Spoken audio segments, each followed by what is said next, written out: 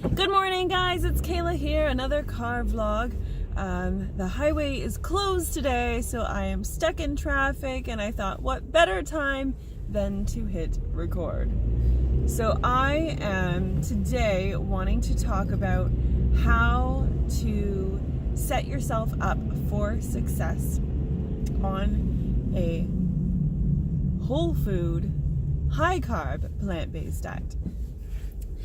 And I have been at this for a long time. If you haven't watched my videos before, I've had a very tumultuous relationship with food.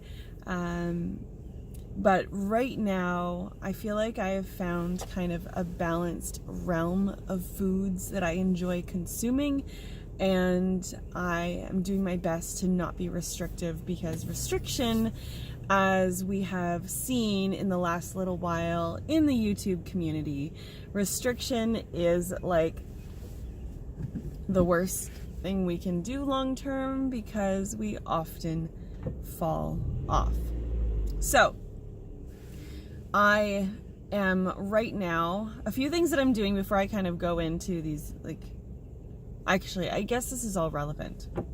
One of the big things I'm doing right now, because I'm kind of repatterning myself, I am trying to, not obsessively, but pretty frequently log all of my foods into Chronometer, which is a kind of nutrient tracking app / website, depending on where you choose to use it. I'm tracking for nutrients, I'm tracking for calories, I'm tracking for macros, for my ratio of fats, carbs, and protein. Partially the ratio to see what my body feels best on. Right now I'm keeping my fats pretty low. I find that I just have more control over my eating when I do that. So I'll pick one fatty thing. If I'm gonna have an avocado today, I'm not gonna use any tahini in a dressing or anything like that, because it's really easy to double up and just overdo it and set yourself off. So anyway, tracking calories is the big thing I'm doing, especially right now when I'm noticing a pattern that if I eat my 3 meals a day, I'm not hitting the minimum needs for my body. And I think a lot of that, for me personally, this is kind of my reflections, I am noticing that I don't eat a calorically dense breakfast, and I tend to eat lunch too late. I'm often eating, hitting my first 1,000 calories of the day around 4 o'clock in the afternoon. And it makes a lot of sense why for the past couple months, and just my tendency to binge, because I've never been a big breakfast person. And tracking these calories, the other day, I think it was 2 days ago, I only hit 1,600, and I thought I ate a lot of food. I'm not a large person, but my absolute minimum needs, if I was to lay in bed and do absolutely nothing all day, is 1,700 calories. So I was already at a deficit, which started me off at a deficit. In 400 meters, continue straight onto Avonside Boulevard. I have to turn soon. So anyway, tracking calories in a healthy way, not in a restrictive way. You're aiming for minimums, not maximums. So that's kind of a big thing. That continue straight onto Avonside Boulevard. Excellent. This just turns me, and I know where I'm going now. The highway's never closed. It's a really, really bizarre day.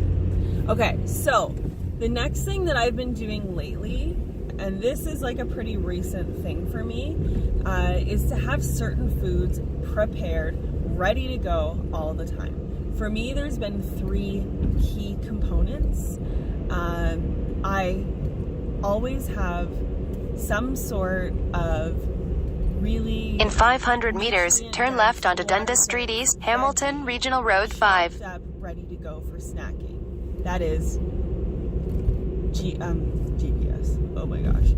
Nutrient dense, ready for snacking. So lately, it's been a lot of celery. So I have celery chopped up into like sticks. Take the next left onto Dundas Street East, Hamilton Regional Road. I think it's shut off now. Okay.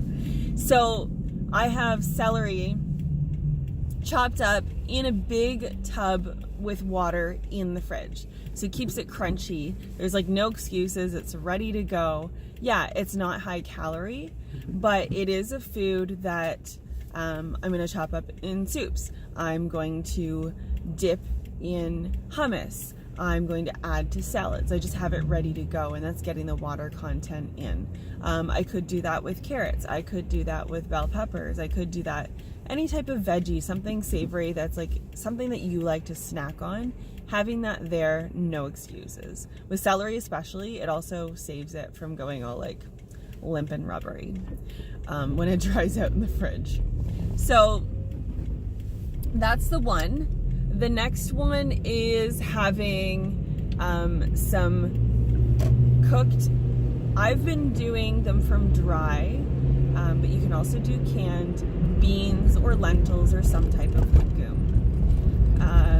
So I have been doing different type of bean every week. I do a single type of bean and I soak it for like a long time. I'm doing like probably like 16 to 20 hour soak / sprout. And then I have those. So beans or lentils you can do so much with. You can turn them into like a hummus or a dip. You can use them to thicken sauces or salad dressings. You can use them on salads. You can use them in like veggie bowls, on potatoes. You can make stews or soups out of them. There's a lot of different things you can do. And this is actually where a lot of my calories, I know we don't need to worry about protein, but there's protein coming from it, a lot of fiber, and they're really inexpensive and really filling. And then I combine these with, the third thing that I have in my fridge is either a cooked grain, like quinoa or brown rice, or potatoes. Sweet potatoes, regular potatoes, Japanese potatoes, whatever potatoes, or some kind of starch. It's some kind of starch, really. It's, a root or a grain.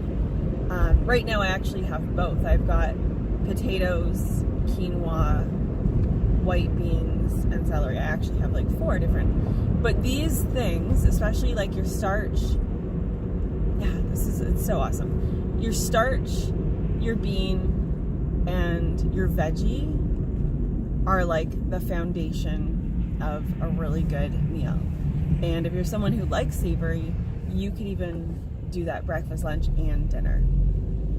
And then you add like some no salt seasoning, or you add a sauce, or like balsamic vinegar, or whatever your jam is. I've been watching like a stupid amount of Lily Koi Hawaii lately, and in one of her videos she did like a potato and veggie bowl and put kimchi and sweet chili ginger sauce on it, and I've been doing that like obsessively, and it's amazing. So anyway, there's so many different options, but those are like, I would say, the key things if you are even transitioning, say you're going to make this like a process that you're not actually going to make a full switch to a plant-based diet until the beginning of January. And when I say plant-based diet, I mean a diet completely made of plant foods, not plant-based, but I eat like this and that, So, if you're doing even a long-term transition and like one meal a day, you're going to do just like a dense amount of foods. Prep yourself that way. Have those foods. It makes it so simple. I work almost 7 days a week. You guys see me in my car a lot because I'm in my car a lot. I get home at the end of the day and I just like turn into sloth mode. Like that's just where I'm at. So to make it really easy, I wake up in the morning, I grab a couple apples, or I cut up a couple mangoes and some berries. It's kind of been the thing lately. I think I might get into smoothies again soon once the temperature gets a little warmer. And then I make, you know, that. I also have right now a bean and veggie stew that I made. So I'm taking that to work for lunch. I have a little rice cooker. I'm heating that up in the rice cooker, so I have a warm lunch. And then I'll have some salad. And it's really easy to add greens to that stuff. And there you go. So anyway, I hope you enjoyed those tips. And if you want me to actually show it to you in action and do a little kind of what I ate thing, hit the thumbs up button, and I will make sure to make a more elaborately produced video for you. I hope you guys are doing amazing, and I'll see you in the next video. Bye!